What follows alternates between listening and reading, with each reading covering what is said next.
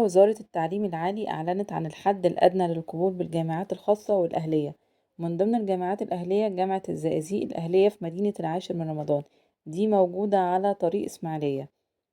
فأعلنت عن فتح باب التقديم الإلكتروني للطلاب الحاصلين على الثانوية العامة المصرية وفق الحد الأدنى المعلن من قبل المجلس الأعلى للجامعات الأهلية والخاصة، وذلك للالتحاق بكليات جامعة الزقازيق الأهلية. هي ايه الكليات بقى؟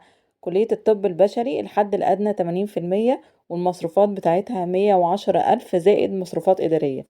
كمان كلية طب وجراحة الفم والأسنان هتقبل من 78%، والمصروفات 100,000 جنيه.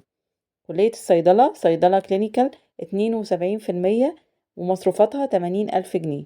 كلية التمريض 55%، 40,000 جنيه المصروفات زائد المصروفات الإدارية. كلية الهندسة فيها برنامجين: برنامج هندسة الإنشاءات والتشييد، وبرنامج